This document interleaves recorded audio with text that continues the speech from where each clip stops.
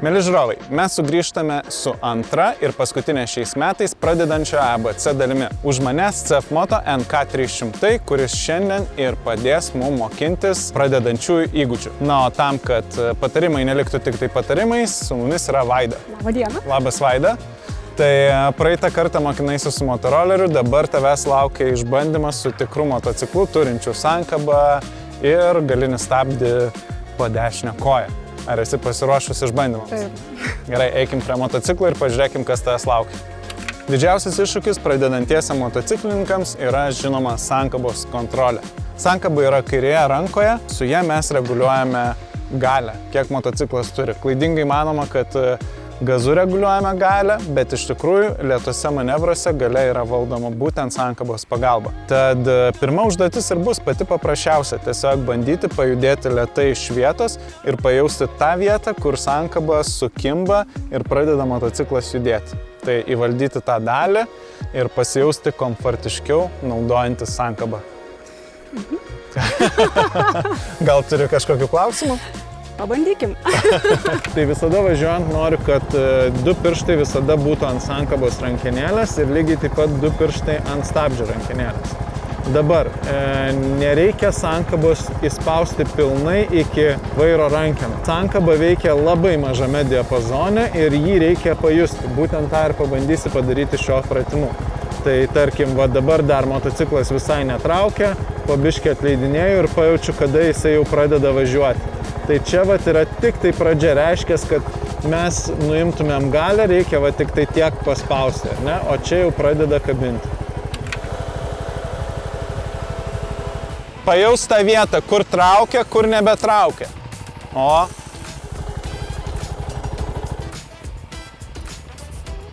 Na ir kaip, ar pajutai sankabą? Pajutau. Pajutai, bet dar yra kur pasitreniruoti. Bet nesusidraugavom. Taip. Nu tai sankaba yra didžiausias iššūkis pradedantiesiam arba sugrįžtantiem, taip kaip tu. Bet iš esmės jau mačiau, kad visai pagauni, kurioje vietoje jinai yra. Tai dabar pasunkinsim šiek tiek tą užduotį ir duosim tau įveikti tą pačią gyvatėlę, kurią įveikiai motoroleriu su šiuo motociklu. Aha. Gerai tai, kad šitas motociklas yra lengvas, ne per daug galingas. Todėl tau, kaip pradedančiai, jisai tikrai bus pats tas įrankis įgauti daugiau įgūdžių. Tai pirmin? Pirmin. Kojos.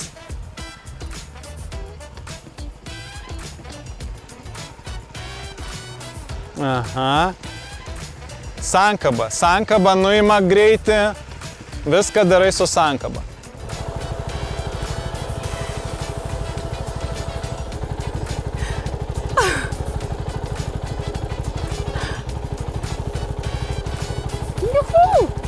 Labai gerai. Su gyvatėlės iššūkiu susitvarkiai visiškai be problemų, sakyčiau. Ar patiko, kur buvo sunku, kas lengva? Šiaip tai patiko. Gal truputį sunku, kad tas motociklas toks, vis tiek sunkesnis negu motoroleris. Tai ten ant posūkių, žinai, truputį atrodo, kad tenai reikia jį suvaldyti ir tada bei truputį pasukti, bet šiaip tai kažkaip lengvai paėjo. Labai gerai, labai džiaugiuosi, kad tau buvo lengva, nes dabar tavęs laukia, aišku, pats sunkiausias pradedančiųjų iššūkis, tai yra baisioji aštuoniukė. Kadangi šitas motociklas yra labai tinkantis pradedantiesiam, nelabai galingas, tai iki šiol naudoju pirmą bėgį, bet aštuoniukėje siūlau naudoti antrą, kad būtų šiek tiek greičio ir galėtum, jeigu motociklas svyra per daug, atleidus sankabą pagreitėti ir tada atstatyti motociklą į statmeną padėtį. Teoriškai.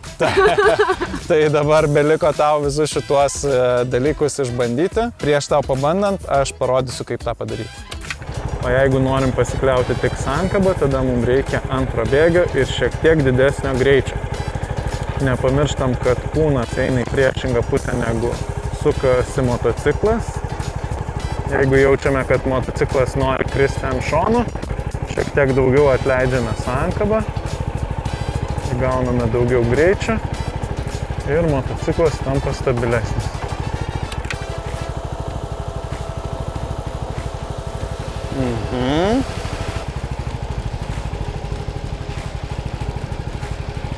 Puikiai. Ir atsimink, stenkis kūną į priešingą pusę motociklui, išreikštai. Aha, palauk, tuo aš. Gerai. Bus lengviau sukti. Aš labai laiminga, viskas gerai. If I can do it, anyone can do it. Puikiai susitvarkiai su iššūkiais. Matau, kad įvaldei sankabą, pajautai visai motociklą. Kokie tavo įspūdžiai? Labai geri, nes labai bijojau, kad iš vis man nieko nepavyks, o man visai neblogai pavyko. Tikrai labai neblogai Aš pavyko. galvoju, ką tau sakiau, kad jeigu man pavyko, tai bet kam pavyks. Taip. Taigi, mėlėjai, svarbiausia yra teisingai mokintis ir, žinoma, padeda technika, kuri jum mokintis netrukdo. Kaip tavo motociklas? Labai fainas. Pasirodė pakankamai tikrai manevringas ir lengvas. Ir galvau, kad bus didesnis skirtumas tarp to, žinai, motorolerio, kur mes bandėm, ir šito, bet kažkaip atsisėdau ir nuvažiavau. Tai... Bravo. Tai bravo tau. O jums, mėlėjai žiūrovai, ačiū, kad žiūrėjote. Ir mes su pradedančio ABC tikiuosi sugrįšime kitais metais ir su didesnio greičio manevrais. O dabar metas apibendrinti motociklo apžvalgą.